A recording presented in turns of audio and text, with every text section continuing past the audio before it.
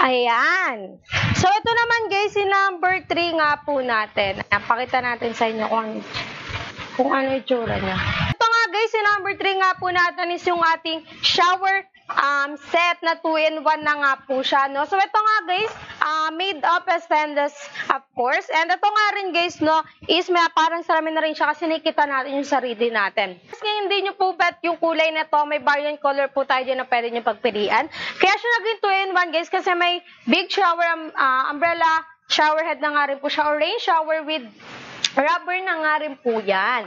Ayan. So, rotationable nga din siya guys to 360 degree. And another shower head na adjustable. Pwedeng itaas, pwedeng ibaba. And of course, meron na nga rin po yan ditong one inlet. Sa right side po siya binubuksan.